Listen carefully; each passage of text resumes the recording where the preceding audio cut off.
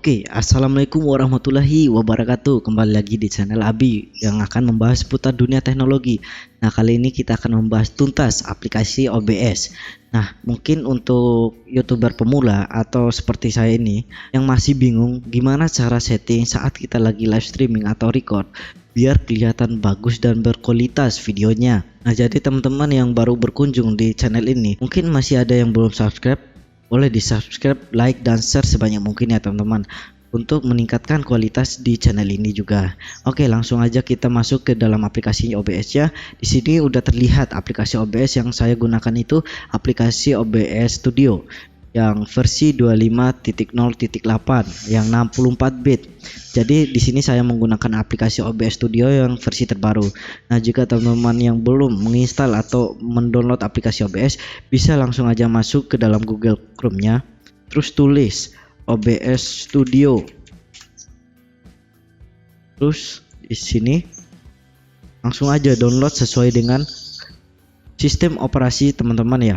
Jika teman-teman memiliki komputernya menggunakan Windows, download Windows. Nah, jika teman-teman memiliki macOS, downloadnya macOS. Nah, sesuaikan dengan sistem operasi teman-teman. Nanti linknya saya akan taruh di deskripsi.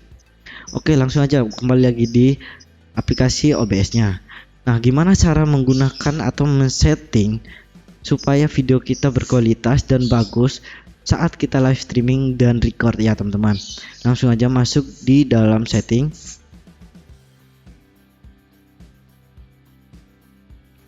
Terus yang harus perhatikan di sini, teman-teman langsung aja masuk di output. Nah, output ini saya menggunakan output modenya menggunakan simple mode ya teman-teman. Di sini ada dua, ada simple dan advance. Nah, pertamanya langsung aja kita ke streaming. Nah, di sini yang poin yang perlu teman-teman perhatikan di sini adalah video bitrate-nya. Nah, video bitrate-nya ini maksudnya untuk pengiriman data ke lagi saat streaming atau record itu sesuai dengan per detik, per sekian detiknya. Jika teman-teman memiliki kecepatan internet di rumah teman-teman itu memiliki 20 Mbps atau 10 Mbps, tinggal sesuaikan berapa MB yang ingin kita kirimkan saat kita lagi live streaming.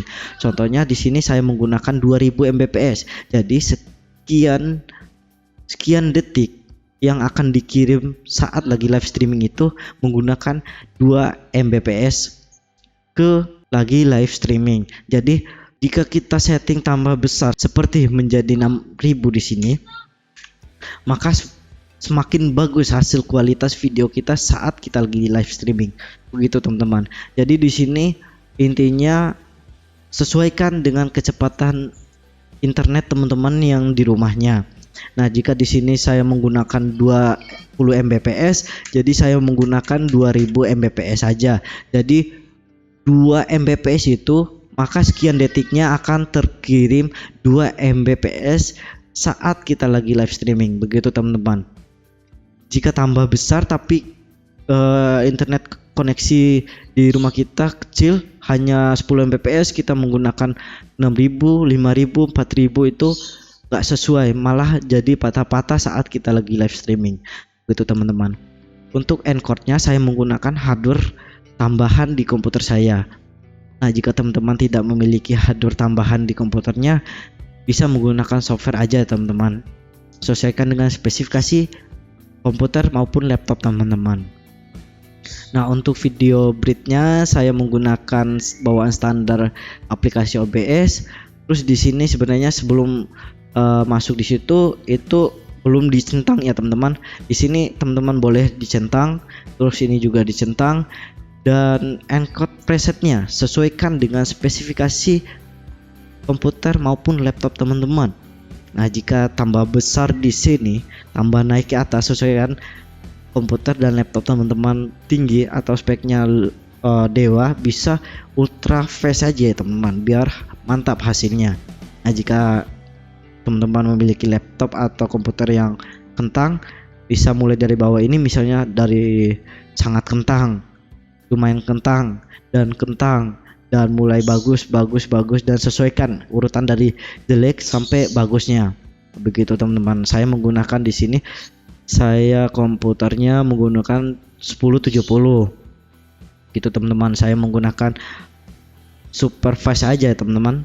Dan untuk custom encode-nya standar aja.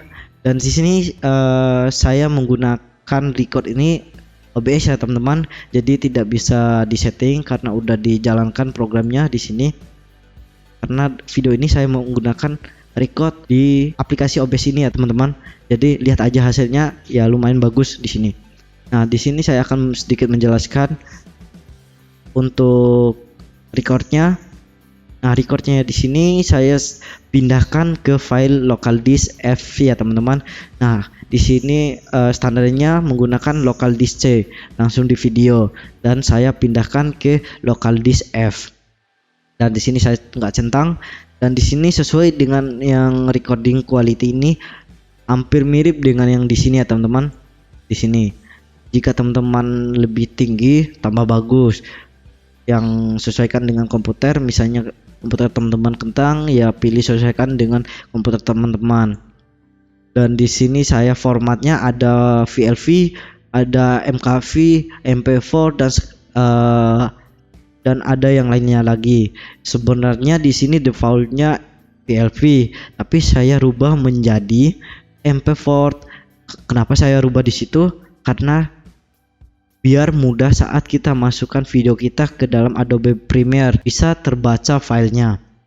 Begitu teman-teman. Jika filenya berekstensi filenya itu VLV, maka susah untuk kedetek ke dalam aplikasi Adobe Premiere atau After Effects-nya. Dan encode-nya, dan di sini saya memilih hardware ya teman-teman. Begitu teman-teman. Terus selanjutnya kita akan ke video. Nah, video di sini tidak bisa diedit juga karena di sini saya menggunakan menggunakan aplikasi OBS ini nih ya. Gunakan aplikasi OBS ini ya teman-teman. Jadi tidak bisa dirubah lagi.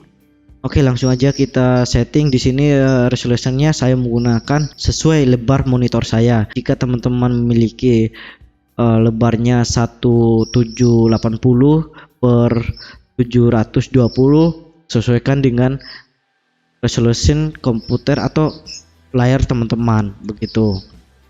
Di sini saya menggunakan 1920 kali 1080. Begitu teman-teman. Untuk di sini downscale filternya itu hampir mirip yang di sini tadi ya teman-teman. Pemilihan format encode presetnya itu tambah ke bawah, tambah sesuaikan dengan PC kentang, tambah ke atas sesuaikan dengan PC dewanya. Begitu teman-teman. Dan di sini saya menggunakan big aja. Terus FPS-nya saya menggunakan 30 FPS aja. Nah, jika teman-teman lagi main game hanya dapat 30 FPS, ya teman-teman menggunakan 30 FPS aja. Jangan terlalu memaksakan komputer kita. Begitu teman-teman. Nah, untuk settingan itu aja sih yang harus teman-teman perhatikan saat record atau live streaming. Nah, jadi video kali ini cukup sekian. Ingat, yang belum subscribe terlebih dahulu, dan like, share sebanyak mungkin ya teman-teman. Nah, oke, saya akan pamit undur diri. Wassalamualaikum warahmatullahi wabarakatuh.